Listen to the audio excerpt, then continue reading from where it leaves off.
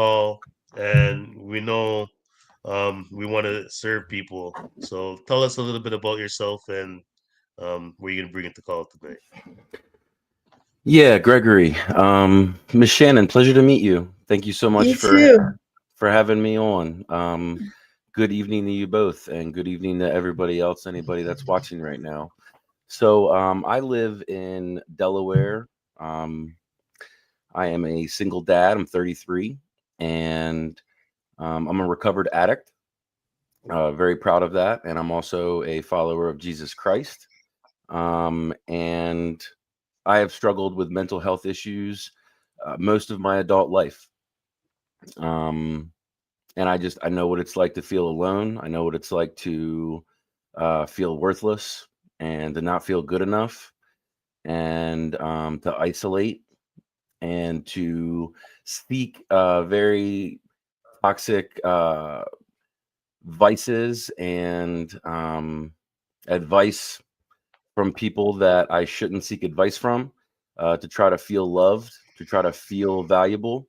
And yeah, I'm just grateful to be alive. And if I can do anything to help anybody that's hurting, even one person, then that is a victory to me. So, also, Gary, honor to be on here with you as well, sir.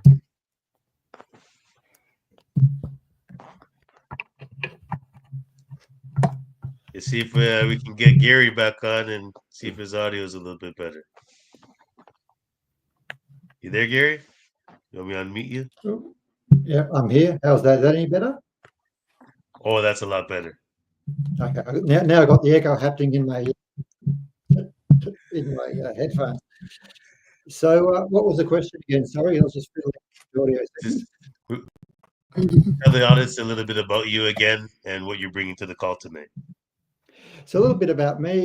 I'm a father of two, been married 20 years, and it was only in recent years I discovered that I'd been living with depression on and off my whole life and not even realizing it.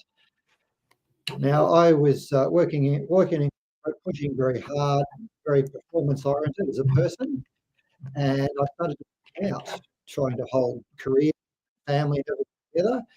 And I kept pushing, and medical professionals stepped in and helped covering up the gaps of where my performance was dropping and my capabilities. And I discovered it was on the other side of burnout. I pushed too hard into mental breakdown, and I didn't give myself permission to stop and look after myself. And recovered now, but quite a year of my life in a very low cycle of rebuild from mental breakdown. And if you ask me what happened a couple of years ago, I would have been that. I just say I burnt out, but I realised I went beyond that. And these days, I help other high performance people, uh, people like me, pushing too hard, not listening to their bodies, and avoid that burnout, getting into the breakdown territory to look after themselves, slow down, and prioritize their physical and mental health. So that's what I do, and that's a bit of my journey.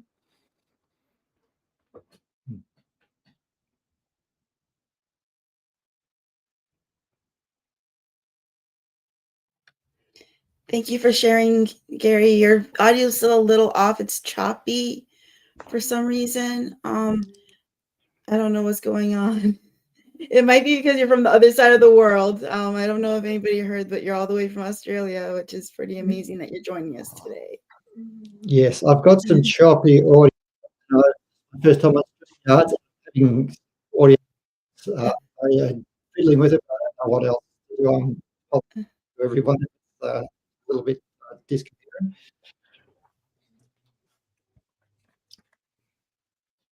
Well, I heard that you were married for over 20 years and that you are in the field of mental health, it sounded like. It sounds like you definitely got a heart of service, Mr. Gary. So that's amazing.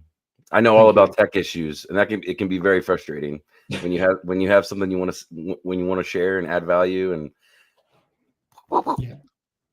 mayday. Yeah, we definitely had some earlier. My big button started the live by accident, and I couldn't redo it, and that's probably why I lost a few of my guests, maybe, but hopefully we can get them to come on as soon as possible. But why don't we roll into the first segment there, Shannon?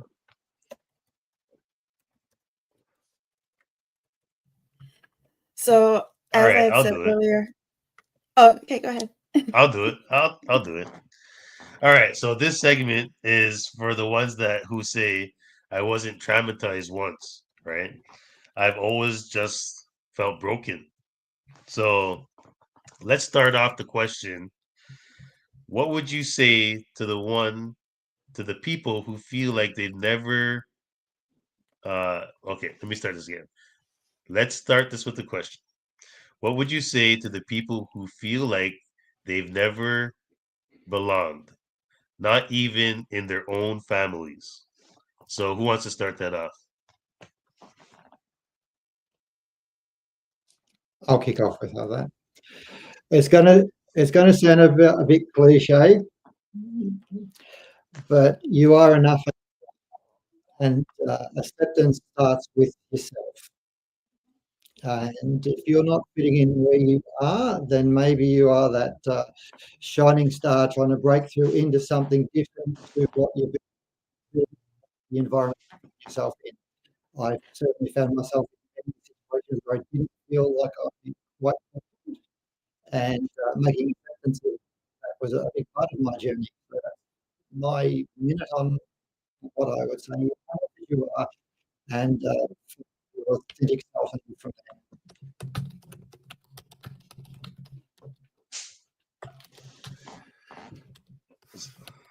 What about you, Spencer? Yeah, so I don't wish to take this over and be preachy at all. But for me, when I have tried to find my identity in how my family view me, or my identity as what a man is, or what my identity is as a provider, um, or what society suggests that a white male in his 30s should be, or should be at. I am always faced with ego and not being good enough. And so I try to circle back, and when I find my identity as being a child of God and someone that um, I know He loves me, and that's why my faith has been so important to me. But even more so, maybe someone doesn't have faith. Um, Relating back to what Gary shared is um, knowing that, like, in myself, in my inner being, I am none of the external things. I am not the car that I drive, or um, the amount of money in my bank account. Even my physical attributes. I'm none of those things. I am a vessel, and I am to be used for love and for light and for truth, and that I am powerful, and that I can use my free will to literally radiate the room around me to impact the people that I see, just with the thoughts that I have and the feelings that come from my heart. And so if I'm feeling bad and a bunch of low entity energies, shame, guilt, resentment, envy, lust, I can impact those around me with those negative feelings. But if I'm feeling joy and peace and light and laughter, and kindness, and not having expectations for when I share something with someone else, and have an expectation of they're going to do this as a reaction, or I'm going to get this from them because I did this, then that's how I stay grounded. I'm not perfect at it. I struggle all the time. It's a journey. But for me, yeah, I don't know if that answered your question, Greg. I hope it did. I see a comment on the screen. You know who that is? I do. That's my pride and joy. Hey, baby boy. Thanks for that. Well, my follow-up question is, how does chronic disconnection start in early childhood? I mean, you're a father, I'm a father, Gary's a father, right? How does this disconnect start early? Like, have you noticed it early? You know, I'm pretty sure I've noticed it. I'll share my thoughts after you guys. Yeah, Gary, go ahead. Lead us off, my friend. No problem. From a father, if I reflect back on my upbringing and I reflect back on the early stages of my parenthood, it starts with spending time with your children. I grew up in a family in small business. Everybody was working all the time, not a lot of family time. And if I reflect back, I can see I become very connected and felt like a bit of a loner in my own family for a while because people were so focused outwardly and not inwardly. And I have to admit, I was a bit like that when my kids were young. I was very work focused, not connecting back. And I noticed a disconnecting happening. And when I woke up to that, it was an absolute shock. And I turned my priorities around. I decided not to be work focused so much and started to be a bit more of a family focus. And if I'm honest, over the 10 years that I've been practicing that, building the relationship with my kids has escalated into a place. So that's how I see it happening from childhood.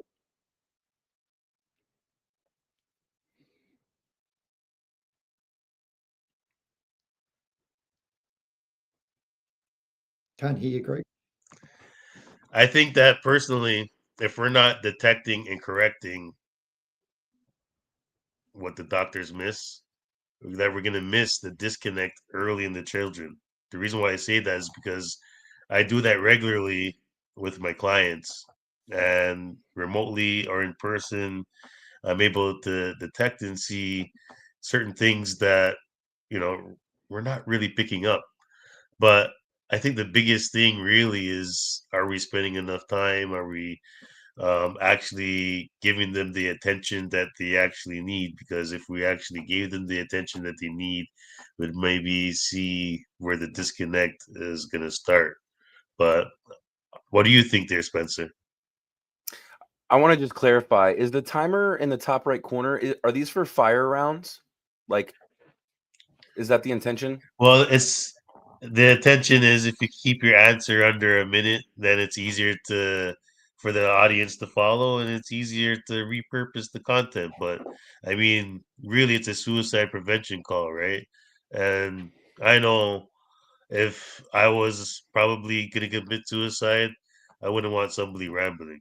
So Yeah. it's up to you. Okay. So, can you repeat the question again about childhood?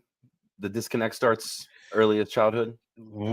Where do you think would be the best way to find the disconnect early in childhood from your Yeah. perspective?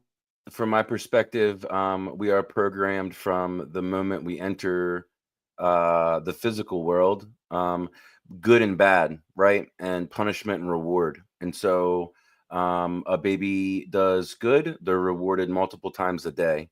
A baby does bad, and they're punished multiple times a day. And that goes all the way up until adulthood. And so I think encouragement and presence. They say, I don't know the exact statistic, but I know that children like who are encouraged on their effort, they perform way better than if they are said "great job" if you got a high test score. There's been many studies on that, and so, but presence is the number one. And another statistic is, especially boys. But the lack of a father in a household is detrimental to a young adolescent's upbringing. It's the numbers are not well when the mother is not present, but there's a huge difference when the father is not there. When it comes to self-harm, suicide rates, you're 5 times as likely, and then also 5 times as likely to be incarcerated and be addicted to drugs as well, and alcohol. So yeah, you said it, Greg. Presence, just being there. You know, they're little sponges. They soak up everything.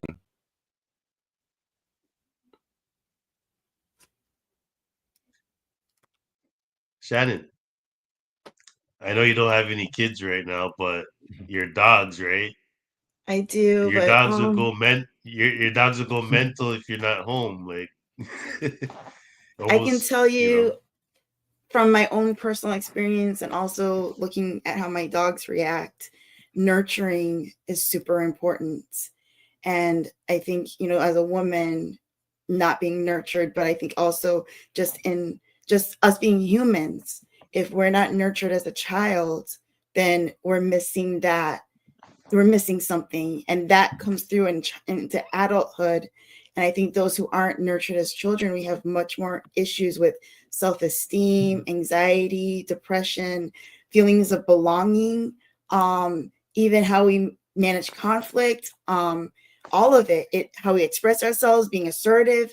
I think everything also comes down to nurturing, and that's coming from a woman and somebody who, I might not have children, but I have dogs, and I see the difference in their behavior when they're nurtured from when I'm not around, and then I come back. It's like I have to reset and start over with them.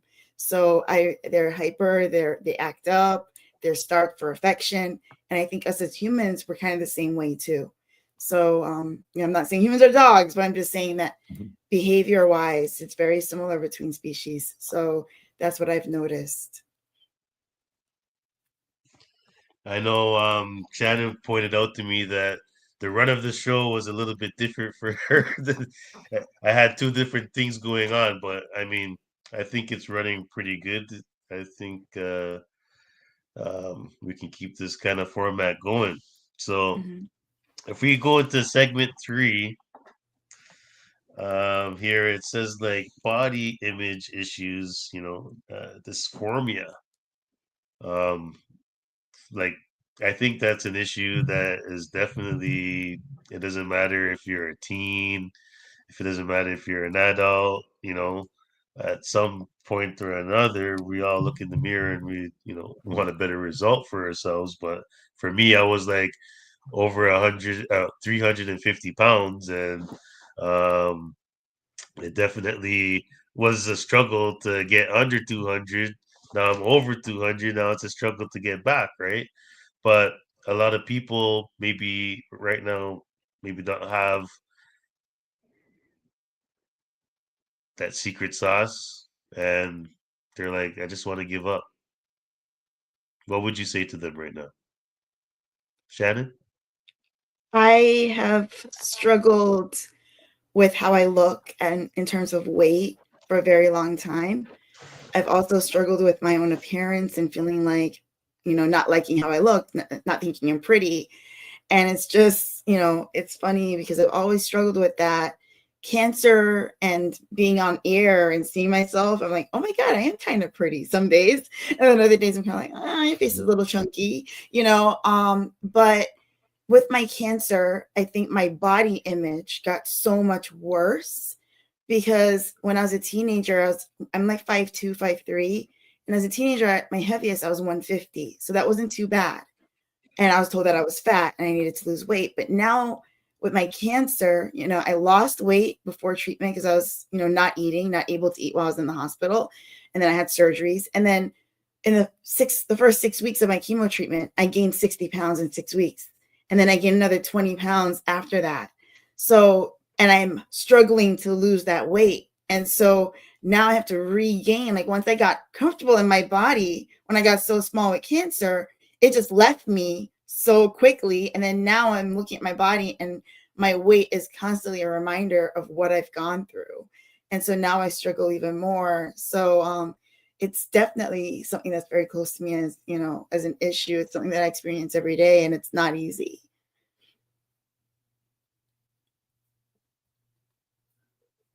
Anybody else? Yeah, I knew. I would say that was definitely a story, and I think a lot of people might relate because you know half of us are being diagnosed with cancer these days, and yeah, we don't want to go to all those statistics, but that was a very powerful story, Gary. Look, I think we all at one stage or another struggle with our appearance, our weight, our anything, or even our hair at one stage for me when that started to go. Stand in front of a mirror, look into your own eyes, and tell yourself that you love yourself, and do it regularly. And if the tears come, beautiful. And just, we've all got great attributes. It may not be our height or our weight or something, but there's always something. And it's just, we live in a society where so much is put on our physical appearance that you could have the most perfect everything and still not feel adequate. And that's just a challenge we live in. It's getting worse and worse. So do the mirror exercise. That's what someone suggested to me a long time ago, and self-worth just started to improve. So that's my little contribution. Yeah, mirror exercises have changed my life as words of affirmation and confidence. Confidence is so attractive. Shannon, I don't know what you looked like before, but you're a beautiful woman, and congratulations to you on your healing journey and for working on it. I'm sorry that you went through that, but I can tell that you're beautiful inside and out. So thanks for sharing. I was like 190 pounds, and when I was 10, I was too heavy for middle school wrestling. I went out for heavyweight, and I also tried to play football. Pop Warner, my son plays now, but back in the day, they did it by weight, not by age. And so the first time I ever tried to play, I was like 8, and they were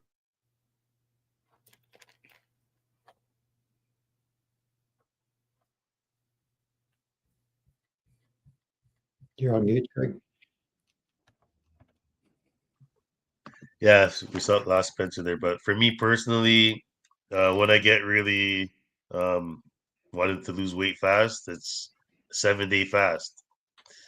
I'll stop eating for 7 days. Normally, but first 3 days, I can lose about 15 pounds, and it definitely changes the way how you think and feel about yourself when you lose that weight. But I think the biggest thing is like, how could we do more healthier, more motivational, more intentional habits to not have to be in that space of having to take all that weight off all at once, right?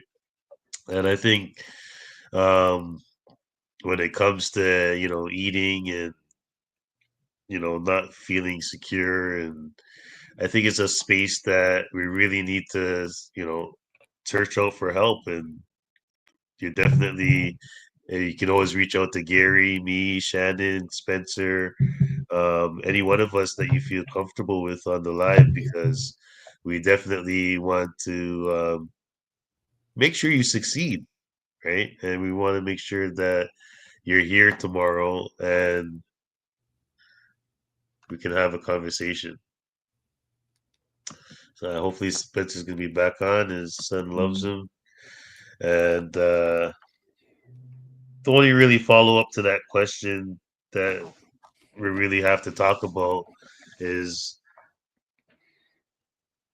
when it comes to mental health, right?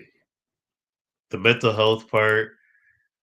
How do we seek help right away? Seek out to your 988, right? And seek out to the health professionals. Um, well, catastrophic loss. So some people lose everything: money, job, freedom, and home, even reputation. And today, I think we're talking about how we could survive rock bottom. Because some people are definitely at rock bottom right now, right? You ever coach somebody like that, Gary?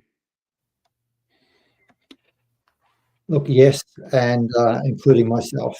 And if you feel like you're near rock bottom, it's so important to reach out. You've mentioned your numbers in your country. Our country here, we have all sorts of support lines, like Beyond Blue, and that people can reach out to. I didn't reach out early when I was going through my rock bottom, and in hindsight, I should have. And I came from an industry and mindset where I thought I could think myself out of my lowest parts in life, and that stopped me from reaching out, partly for shame and embarrassment. And in reflection, it didn't work. Um, I should have reached out a lot earlier, and people around me, those that know of me, were giving their best support and probably encouraging me to do something like that, but I couldn't get my head into the spot to do it. And the other thing I really want to mention that I coach on, and my own journey encapsulates as it too, is that you can't think yourself out of rock bottom. You got to get support, someone to help guide you, and you got to get physical, get your body moving, and take care of your physical health to help your mental health. I got myself stuck in some bad places for a long time because I kept trying to think my way out of it without support and without physical exercise to improve my overall general well-being. So that's my little piece of there. So yeah, Spencer, we moved on to catastrophic loss, and we were talking about how some people lose everything: money, job, freedom, home, even reputation.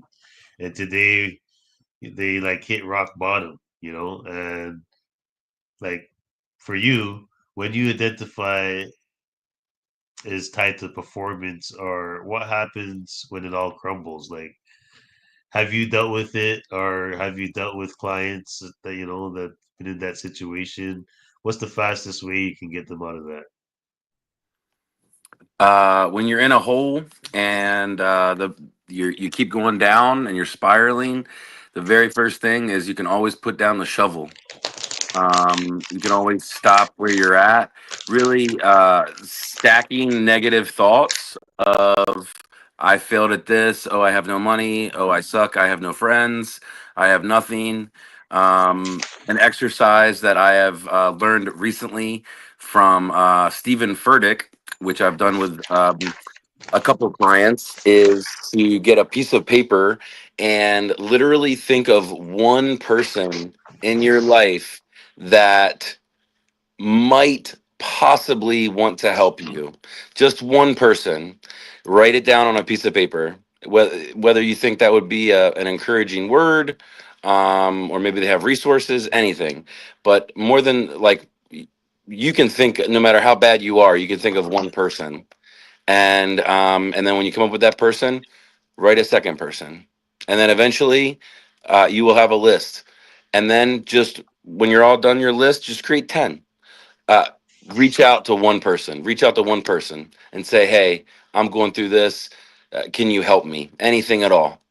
um, and then also know that, like, don't tie your expectation of getting better, being better, with their response. They might not respond, they might be asleep. But I also loved what Gary said, is you got to move, you got to keep going. Emotion stands for energy in motion. And so, if you are sitting and you are still, that's how things are going to be. But my book says pick up your cross and follow me. So move. Don't sit there and chill. And also, sorry, I had some tech issues. I love it, brother. That's a mic drop moment. Definitely a mic drop moment right there. I want to move into this topic because I think we don't talk about it enough. And I think every person at some point hears voices. Here's that little voice in their head. Hey, buddy. Landon.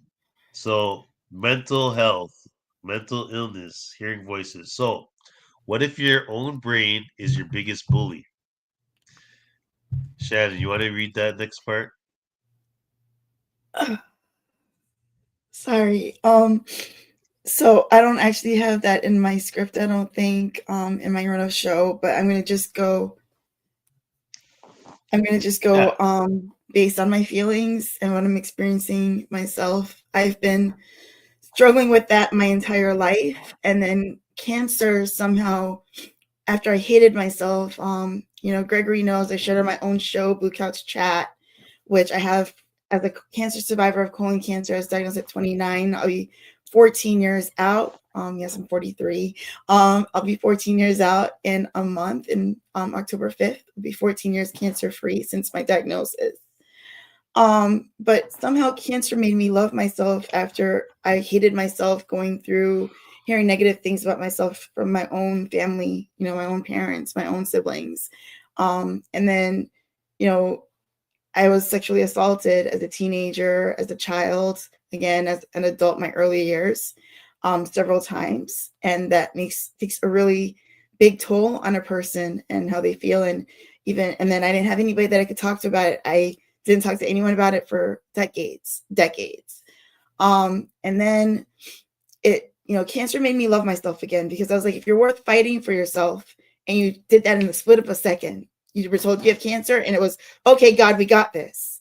Then you really are worth fighting for. And if you went through that awful chemo and all those surgeries and everything you went through, that shows how much you love yourself. And if you could get through that, you're stronger than you know, and you should love yourself. And I try to remind myself of that every day, because now I struggle. Today was a hard day. I called Greg, I called my friends, and I reached out and I said, I'm struggling. I feel like giving up, going through a really hard time, going through a heartbreak. And it's something that I really gave myself to. And it was like my last shot of, okay, I'm going to trust this person, although everybody's broken my heart in the past. And he broke my heart worse than anybody else could. And so I've been trying to tell myself that now, reach out, because my cousin committed suicide. And I know what that pain feels like, losing somebody. And I don't want to put anybody else through that. And so I try to be that voice for somebody else who's going through it, even when I'm going through it myself, to say you are worth it. And I did that for my now ex when he felt like that. He's a vet and he has a lot of issues, and addiction and stuff like that. And I try to be that for my ex. And then now I have to find that for myself, that voice that I was for everybody else. So, there's always sometimes, today of all days, I got so many calls and random text messages to check on me. And those people have no idea how much I needed that in that moment, just to remind me that somebody's thinking of me, people that I don't even think of. So, and I also want people to know that we can be that voice for other people, but when we need that voice, like we said, we need to know how to reach out. Reach out. Don't just give up, because there's always somebody who's willing to pull you out of that water when you're drowning. And so never feel that you have to drown and let yourself drown, because every day is worth living. And I got through cancer and it wasn't easy. Trust me, there were days I wanted to give up, but I'm so glad that I didn't give up, because if I did, I wouldn't be here now 14 years later. So I just want to say that. Amen. Amen. Anything you need, we're here for you, Shannon. And, things are not always easy, but when you have a support system, we can get through things together. And when we get through things together, we can break bread another day. I think it's very important that we let people know exactly what's going on in the head too, because we have something called the reticulated activated system. And the reticulated activated system is our fright and flight. It's the center where it's telling us, you know what, maybe we shouldn't be doing this. Maybe there is, another way. But it's making us afraid to take that next step. It's making us afraid to call 988. It's making us afraid to go into the chat right now and send the questions out. Don't be afraid. This is a call-in show. If you have any questions, I know you guys have been messaging me privately. You don't have to put your name. You don't have to say anything else. You don't even have to come on with your picture.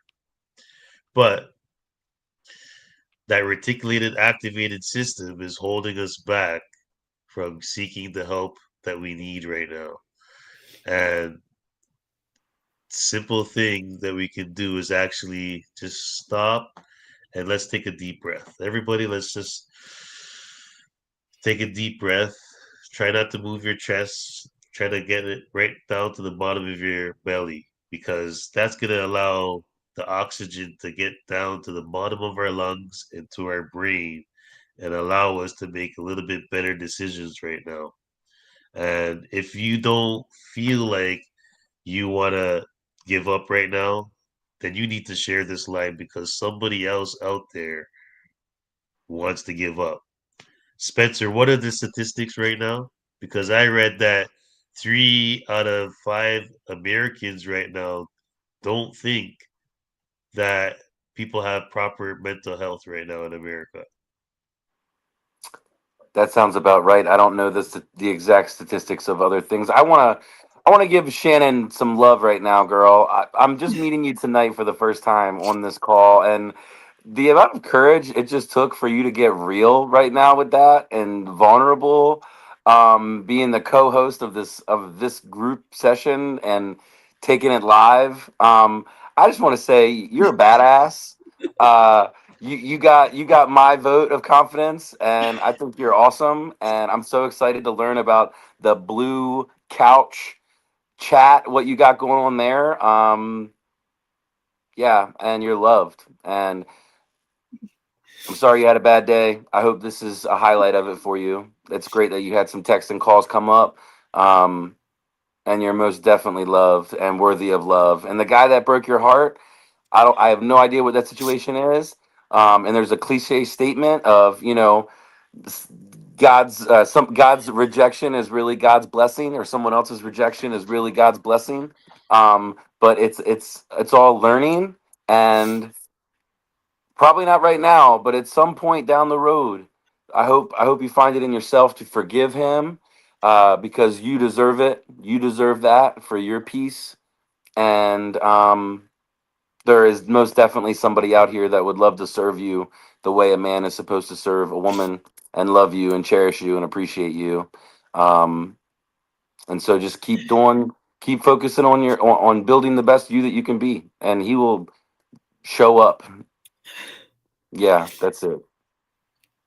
Thank you, Spencer. You have no idea how much that means to me. The issue is that I have forgiven myself, and the issue is that I have forgiven him because I've done a lot of research on things that he has been dealing with that definitely influenced his behavior. And I wish that I had looked into those things while I was with him, because I do feel I am the person who would at least help him and understand and be empathetic and compassionate. But his not sharing what he needed to share with me and hiding certain things that he didn't have to hide because he didn't feel like I could be a safe place. He failed himself because he lost a really wonderful person who would take him as he is and accepts him as he is. Even things that he doesn't want to accept about himself, I'm willing to accept. And that's a certain type of love that not everybody gets the opportunity to have in their lifetime. So I'm trying to remind myself of that and to not feel guilty for it, because I gave him something, and I am something that he is going to need and that he will need for the rest of his life to support him. And in terms of being vulnerable and real, that's why I created Blue Couch Chat, is to be a safe place to talk about your ish. And I actually say shit. It's the real, the literal. Colorectal cancer will deal with a lot of ish, or cancer deal with a lot of ish. Colorectal cancer is extra ishy, but life has its ish, and then we have our mental health ish. And so let's talk about all of that. And I just want to say I'm not a mental health therapist, but I'm somebody who's dealt with personally with depression and suicidal thoughts and ideation. And I just want to say that what people need to know is that there's a very, very thin line, if there is even a line, between suicidal thoughts, ideation, and the actual act. and you need to know how to catch yourself right before that line, because if you wait too late, you can't save yourself and somebody else can't save you. So don't let yourself cross that thin part, cross over into that where you're actually acting on it. Catch yourself, take a breath, because you know what? If you can't take it day by day, week by week, month by month, then you know what? Take it hour by hour, not that minute by minute. And if not that, then every second, because from 1 second to another, how do you eat an elephant? One bite at a time. Take your life one bite at a time, whatever that size that bite needs to be. And if you can't take a bite, then you know what? Drink. I haven't been eating for weeks. I've at least been trying to drink some coconut water. And when I can't do that, I try to force myself. And that's how we need to think about life, And if you can't drink, then breathe. But do something to get you through that moment, that moment. Just we've gotten through 100% of our bad moments up to that bad moment. We can get through that one too. We've been batting 100% so far. And I try to remind myself of that and others too. It's so important.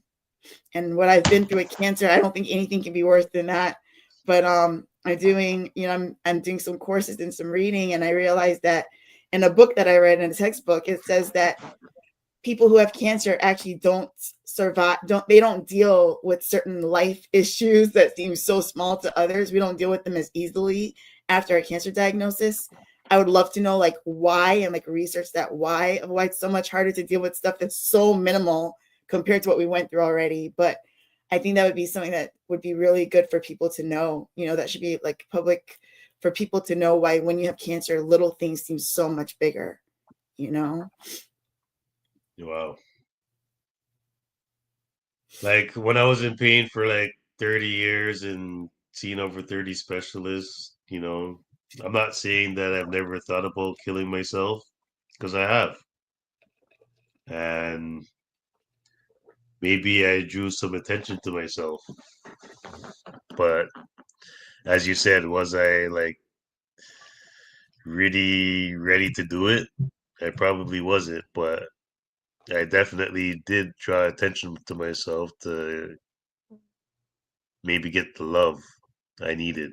I wouldn't say the help I needed, because I didn't really have to go for that much psychology or anything like that. But sometimes it's only until you reach rock bottom until you know you need help. And that's one of the things that me as a health professional want to change. I want to change the fact that you don't have to be right on the bridge to, for us to see that you actually need the help. Mm-hmm. If we spend more time reaching out to each other, I think it's going to be a whole lot. It's a whole lot more community, because, Spencer, me and him talk. Now me and Gary's going to talk more, and me and Chad has been talking, but we want to talk to you guys. We want to make sure that we keep the conversation going, because we love each other and we want to see everybody succeed. Excuse me, I'm dealing with some mosquito. He's trying to bite me. But I just had a few topics here that I think we should talk about before I do a little bit of training, how I can help people, and they can definitely reach out to you guys after. We'll put up your contacts. But we haven't really talked about, if someone's dealing with the death of a child right now, and there's not much hope for them that they're seeing right now. So what's the one thing that maybe, Gary, you can say to somebody that maybe just lost a child, or maybe a spouse, a long lost partner, 30 years, 40 years married, and they're alone now? That's a big question, Greg, and it's not something that I've lived through, so I can't speak from direct personal experience. from my own experience. If I had to give some advice to somebody there, it's like to practice. I'm going to use the word forgiveness because it's not your fault that it happened. And yes, it's a really, really grieving process. But if you have lost a child, for example, and I do know people who have lost child, it's like it's not your fault that you lost them. If it was something beyond your control, and to forgive yourself for any grief or pain you might be going through in relationship to that.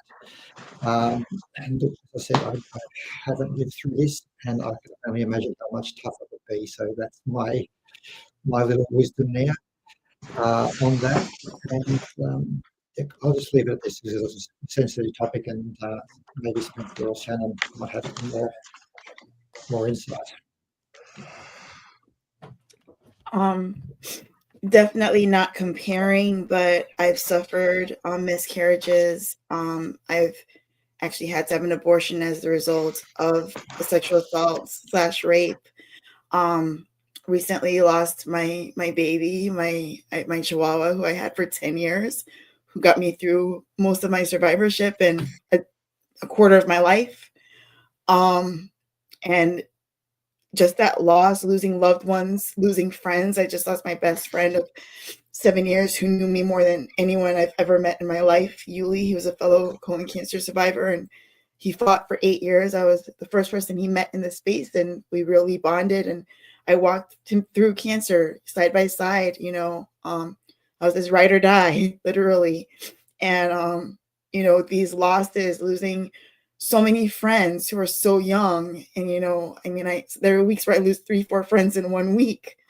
And those losses, from just colon cancer, not even, other things. And so those losses are all hard, whether it's a dog or a person, as long as it's somebody that you loved, something that you loved, it's very hard to lose another living being who means something to you in your heart. And I think grief, for me, I always say it's the hardest emotion because it's all of the emotions in one and just one jumbled mess. And you don't even know how to start to untangle that mess of ribbons and yarn and everything else is jumbled in it. And grief doesn't go away. You just learn how to carry the weight. But the weight of grief, especially that I've been carrying, and the survivor's guilt and everything that comes through with it, it's a lot. It can be a lot. But like everything else, you will get through it. And, I have friends who've lost, I have a friend, Linda, she lost her friend, Lee, who's the whole reason why I have Blue Couch Chat. But that's a whole different story. But I check on her from time to time because I know how hard her grief is, and I check on my friends who've lost their spouses or, lost their children. Or I have a friend who, my mom's friend, she's lost her husband to suicide, and she was there for me through my cancer. And now I'm trying to be there to be her support through what she goes through, because I know what that's like, not to lose a spouse, but to lose somebody I love to it. And it's a different type of grief when you lose somebody to suicide. And so that's why I want to take this moment to remind everyone, you do not want to put your loved ones through that. And you might not feel that you're not loved, but there's always at least one person. And sometimes we're more loved by more people than we even imagine. How many people we've touched, and how many people would really hurt in a way you can't even imagine if you chose to not be here. So don't make that choice. Choose to live. Choose to not put your loved ones through pain. You might be in pain, but your loved ones would rather help you through that pain than lose you. So don't ever forget that. Today I reached out to Gregory. I haven't even known him that long, but he's been here for me in such a big way. You always have somebody, and sometimes God sends you those people that you need the right time. Because tonight I almost canceled. I was almost like, Gregory, I'm not going to be my best, but I made a commitment last week. Gregory knows I'm going to show up at my best or my worst, but I'm going to be vulnerable, transparent, genuine, and real. And that's what I'm doing tonight. I might be in tears most of the time. This is a really hard topic, but I was like, you know what? I need this, and God wants me to be here. And I'm really glad I showed up, because if I didn't show up, I would have missed out on a great opportunity to talk about what we need to talk about and possibly help somebody else out there. So I'm just grateful that I showed up and that we have you guys here. Yeah, we need more vulnerability in this world. So kudos to you showing up and for all you guys and that and what you're doing here, because we need more of it. Spencer, Um, I really want you to pour in on this subject. I know you want to pour into her, but this is how you're gonna do it. The spiritual crisis. What if God feels silent? Because we're in this crisis, right? And how do we make God not silent? Because if we're running into these crises, man, we need your direction.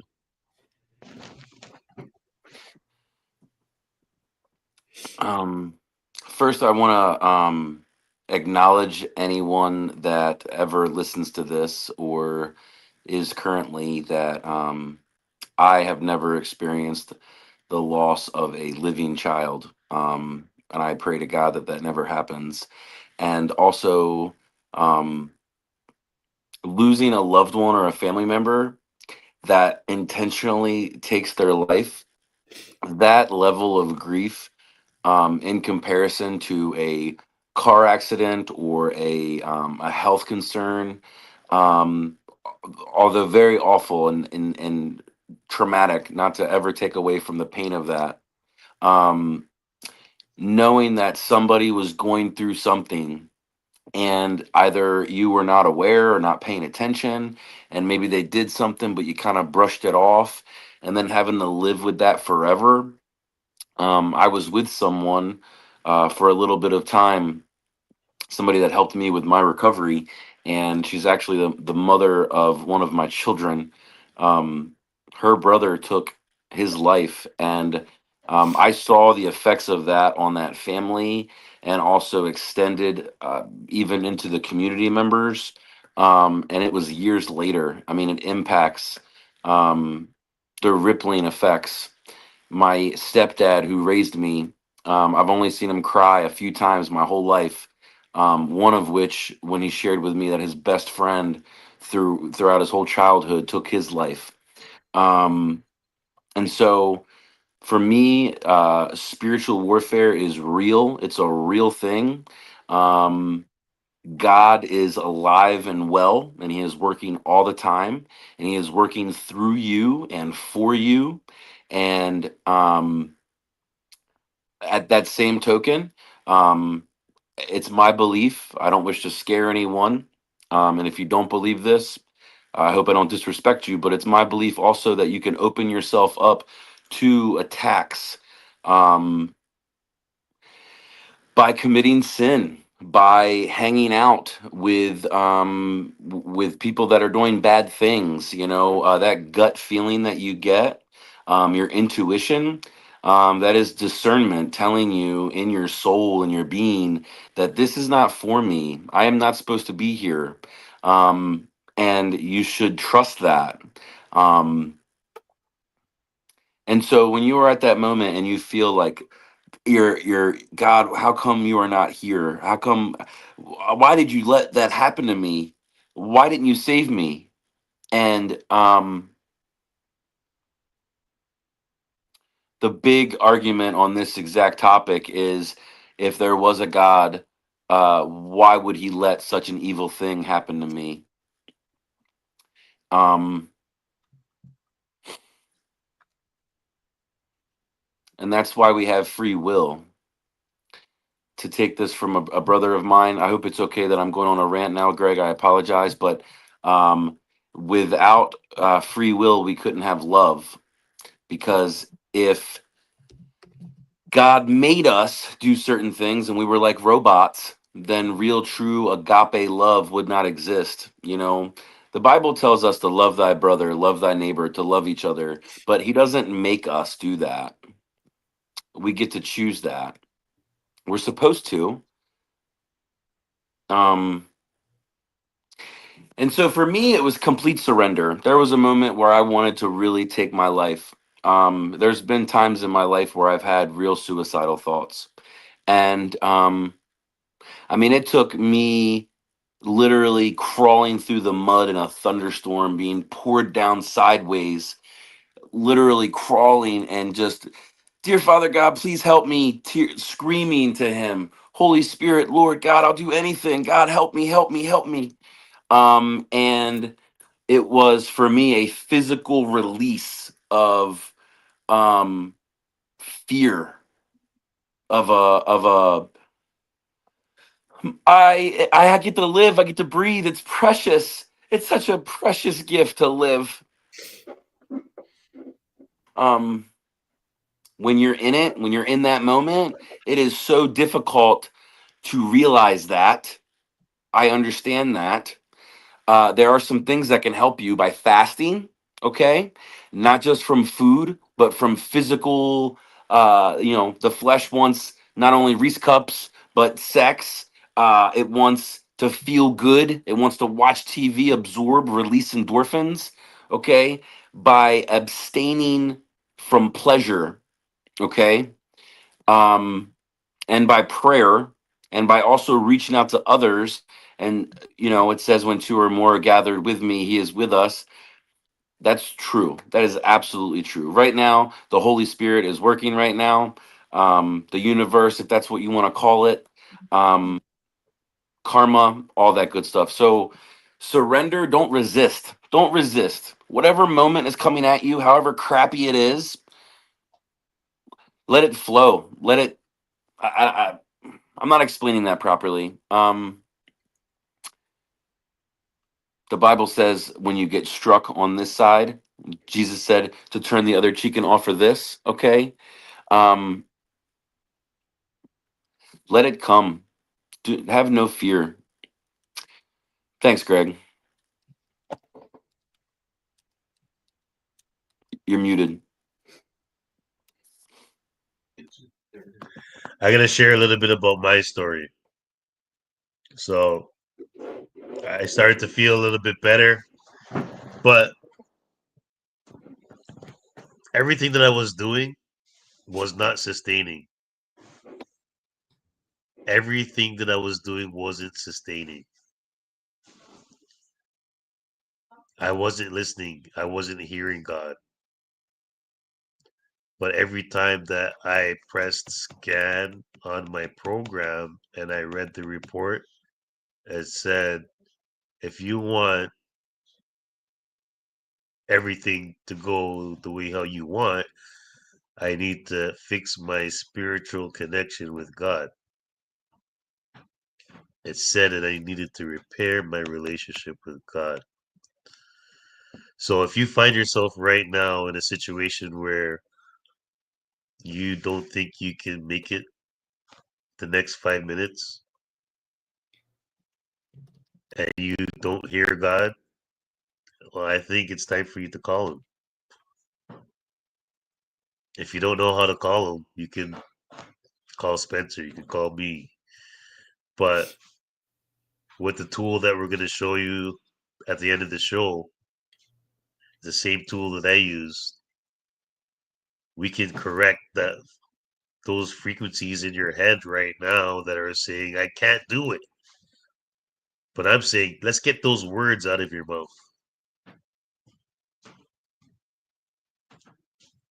It's already been done.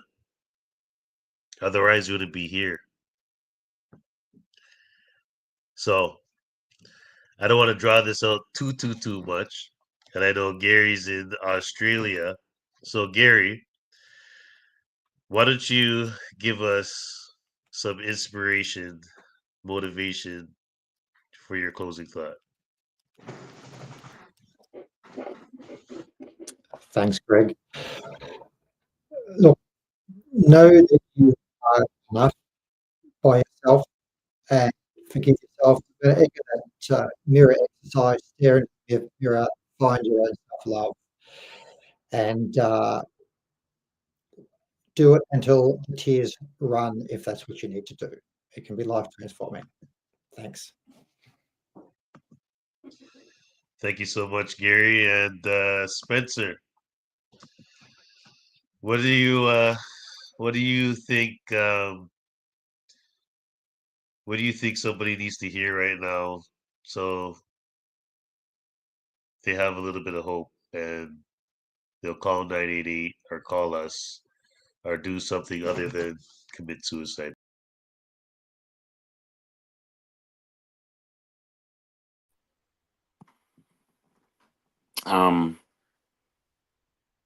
First thing I want to say is, Greg, Mr. Quantum Boss, thank you for doing what you're doing right now, man. Thank you for trying to reach and trying to help and support and serve. I love you so much, brother, and have so much respect for where you've been and where you're at now in your journey. And then to speak to the individual that's truly hurting right now, I want to tell you that I love you, brother, sister, wherever you're at, whatever you're doing. Doesn't matter what you have done. It doesn't matter how bad it was or is right now, currently. I want to tell you that there's a purpose for you and that you have gotten through every awful thing, like Sister Shannon said a little bit ago. And now you are here. And so you have choices, you have options. If you're at a point where you are thinking about ending it, if that's where it's at for you, there is help. Are numbers that you can call. And more importantly, you can surrender and pray to the Lord.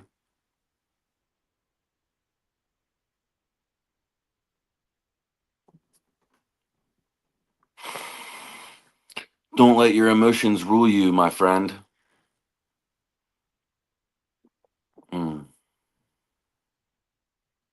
Yeah. And please reach out to me. If I can help you, I absolutely will. Even if you're not in this state, this town, this country, if you're far away, we will figure out some resources to get to you. Love you, homie.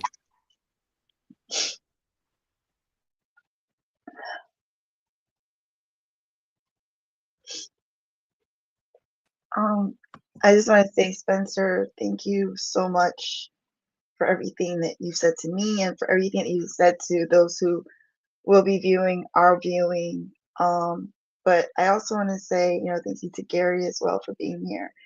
It's been an honor for me to be here tonight, especially the fact that I had to show up. I had to push myself to get out of bed, to take a shower, do my hair, show up, But what I want to say is that there's always someone listening. There's someone always willing to listen. There's always someone willing to be there. And the biggest person that we have is God. And he's always listening. And even when we think that he's silent, he's yelling at us. It's us that's not listening. It's us that's not listening for what he has to say. And today he yelled at me. He made me listen. He made me hear him. He made me show up today for this because he was giving me messages and letting me know I'm not alone, right? And so one thing that I want to remind people, I just looked up some stats and I just want to go through them real quickly. But in terms of cancer survivors, our issues of psychological conditions and suicide risk vary among cancer survivors, but many experience such issues. So we're not alone when we feel that we're going through these things, even after we fought for our life or we're fighting through our life. Like, why do we want to give up? But 25% of survivors may show symptoms of depression, 45% anxiety, and approximately 20% of PTSD, which tells you that hardly any of us get through this untouched, right? When you add that up. So don't feel like you're alone or that you're wrong for feeling the way you do, because your emotions obviously are valid when you look at those stats. There's a reason that we have these stats. Sexual assault survivors, most have a significantly higher risk of developing anxiety, depression, post-traumatic stress disorder, and suicidal thoughts. And I just want to say that I think they say like 50% of survivors in the U.S. actually experience this, whereas the normal rate in the American population is just 7.8% for the lifetime. So that tells you that that's significant. and then just trauma in general, they suffer, once you have a trauma, you are at a higher rate of suffering from depression, anxiety, suicide, and other psychological issues. So I just wanted to say that you're not weird for feeling that way. PTSD is about 6% of the population suffer that at some point in their life, and it varies significantly with higher rates of trauma. And then depression is at least 23%. Just in Oklahoma City bombing for survivors, 23% of them actually suffered from depression. So that just tells you that if you suffer from some kind of trauma, and especially if you lose somebody, that counts as a trauma. So we need to remember that and be gentle on ourselves, and just remember that if you go through something, and trauma is also very subjective, and one person might experience something, but it's a different level of trauma from another person. So always remember that you might think that a paper cut is a big deal for you because it's bleeding, but somebody else might go through major surgery, and you might think that they'll think that that's nothing, and the other way around. You can't judge somebody else's pain, and you can't judge your own pain based on what others go through. Your pain that you feel is real and it's valid, and whether it's a scale of a 0 or a 10, it doesn't matter what you think it is that you're going through, what the level that is, but your pain is real and it's valid no matter what level, no matter what experience. So I just want to say that. Yeah, thank you very much, Shannon, for that. And you're right. All those statistics really add up to we need solutions.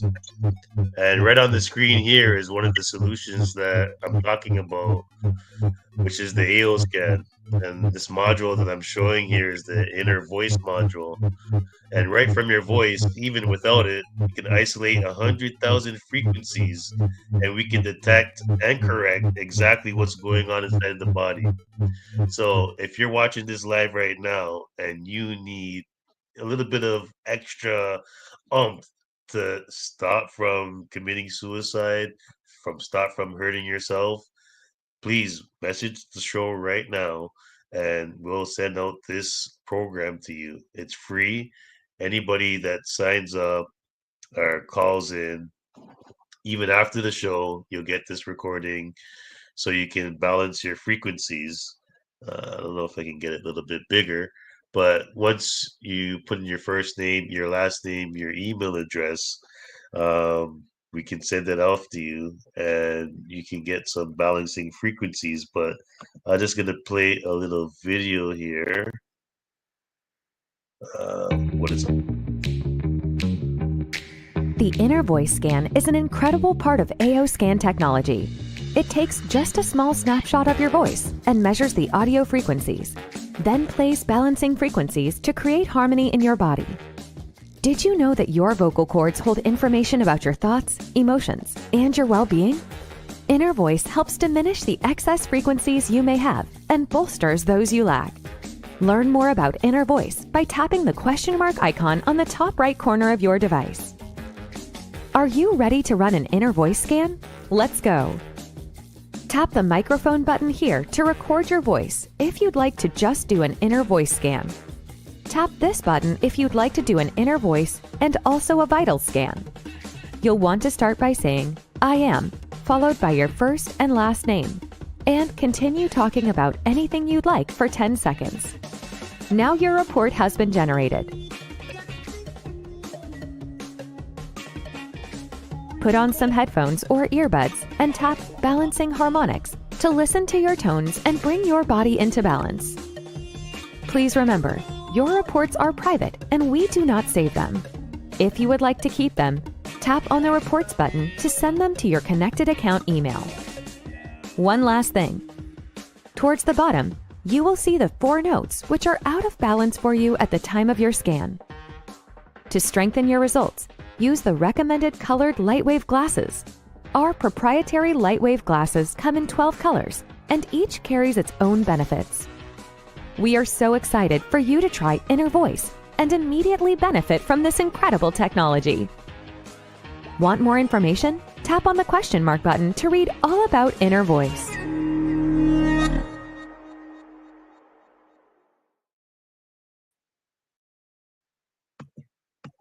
Yeah, as I said, just reach out and you'll get that program sent to your email, and it definitely will start balancing your emotions, even your physical, but it will give you suggestion is exactly what you got to do.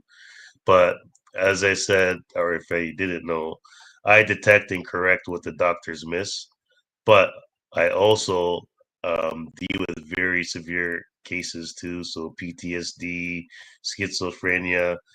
We just have to reprogram the brain. What?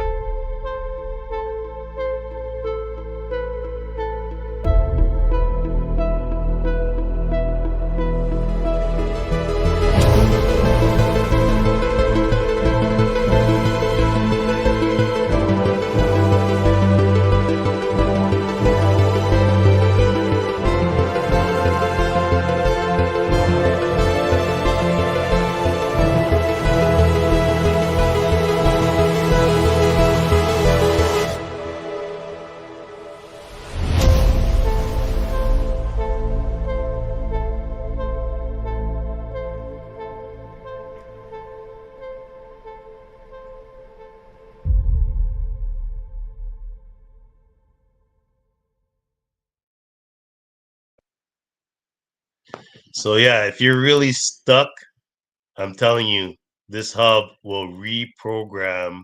I'm gonna say reprogram. It's gonna make a new neural pathway in the brain. So think about it this way: you got some roads going in the brain, and it's not really going that well.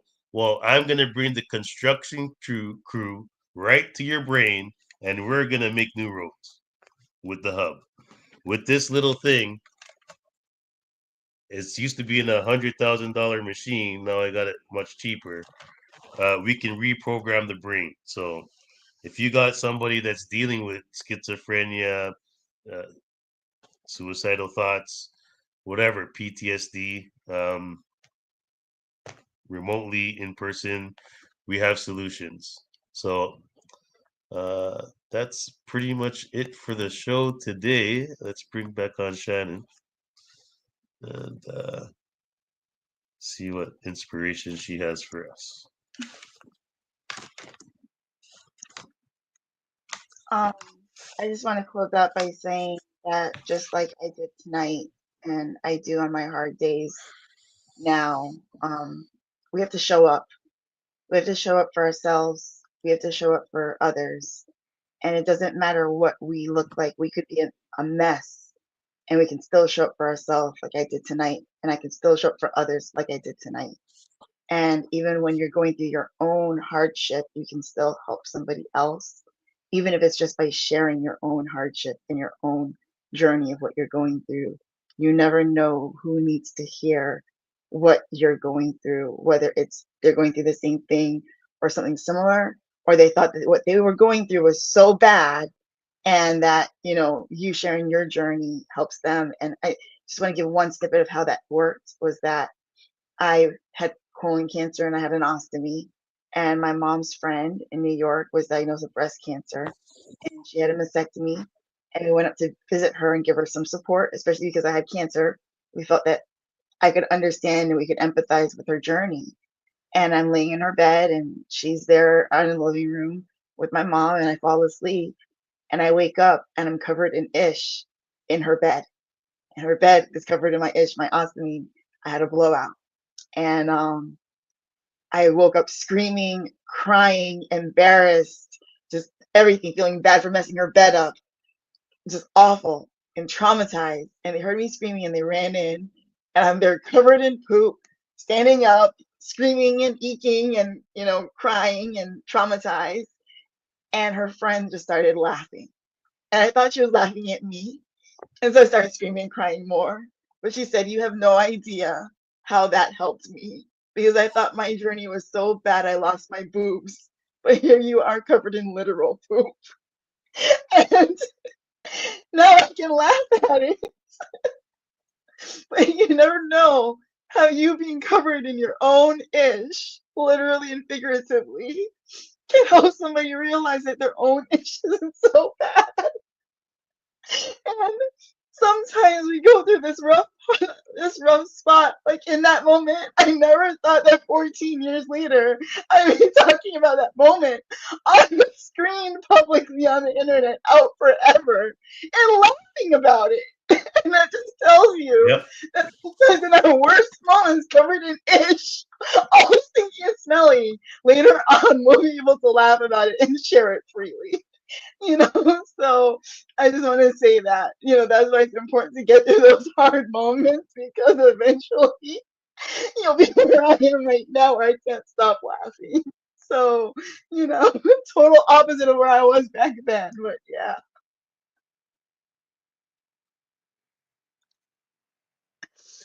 So I know Spencer wants to chime in there, but just my closing thought is that there's definitely room for education, and that's why we're here. We're here to educate you that there's another step. This is not the last step. So let's just leave that with that, and there's an outro video that can definitely show you what the next steps are. So have a good night, guys, and if you need help, we're here 24 hours a day. Do you feel in tune with your body? Nearly 70% of Americans don't. They say the healthcare system isn't meeting their expectations. Why? Modern medicine often focuses on symptoms, while innovation is slowed by bureaucracy, outdated systems, and cost. Millions of people are looking for empowering solutions that align with the body, rather than override it to support a longer, more vibrant life. Powerful wellness tools are available to help, but few know they exist. They can accurately allow us to assess and understand our body. Your body is composed of trillions of vibrating cells constantly communicating via subtle frequencies, just like satellite systems, Wi-Fi, and radio waves. These communication signals are part of your natural biofield, but daily exposure to environmental stressors, technology, and emotional pressure can influence those frequencies. This interference may affect how you feel, focus, and function. Supporting your body's natural frequency patterns may help you reconnect with clarity, calm, and balance. The question is, how can you tune into those patterns and learn from them? The answer is in the palm of your hand. Meet AO Scan technology. AO Scan is an advanced wellness program that simply helps support a healthy biofield. Using proprietary algorithms and a library of frequency blueprints, the AO Scan identifies variances and delivers supportive frequencies designed to encourage balance and harmony. What can AO Scan do for you? Here are just a few unique tools inside the system. Let's start with our most popular module, Cephi. Need support with energy, focus, or restful sleep? Cephi, or Subtle Energy Frequency Imprinter, helps you broadcast or imprint subtle frequencies aligned with your personal wellness goals. Choose from thousands of frequency playlists designed to support mental clarity, emotional ease, seasonal transitions, and more. Let's move to another powerful module within the AO Scan, Inner Voice. Your voice reveals more than words. It reflects your current energetic and emotional tone. Inner Voice records a 10-second voice sample and uses sound harmonization to create custom audio tracks that promote emotional awareness and inner calm. These tones incorporate elements like binaural beats, harmonics, and color suggestions for a multi-sensory wellness experience. Listen a few times a day to help cultivate presence, confidence, and emotional clarity. Up next, we have vitals, body systems, and comprehensive scans. These features offer a deeper look at your body's energetic patterns. Using blueprint frequencies, you can explore insights related to common themes such as energy flow, stress response, or physical resilience. Vitals gives a quick snapshot of frequency trends across multiple energetic themes. Body Systems maps frequency patterns associated with different functional systems. Comprehensive explores even more layers of vibrational data tied to organs, bones, and cells, offering expanded insight into your energetic profile. Next is Easy Scan. In just 6 minutes, Easy Scan combines 3 powerful features: Inner Voice, Vitals, and Comprehensive into one seamless experience. It delivers a unified frequency-based report that helps you explore and understand your current energetic state and how to support it through daily practices. Feeling unfocused or ungrounded? Try Quick Scan. It offers short wellness experiences throughout your day. Choose sessions like Supercharger, Relax, Grounding, or Focus. Each one is designed to support your mood and mindset. Last, but far from least, is AO MindSync. AO MindSync lets you record and customize powerful affirmations in your own voice. Combine tones, music, and emotional intent into a guided listening experience that helps reinforce your mindset and personal goals. All of these features, and many more, are designed to help you reconnect, realign, and restore balance to your biofield. As Albert Einstein said, "The future of medicine is frequency. That future is closer than you think. It's already in your hands." Welcome to Possibility. Welcome to AO Scan,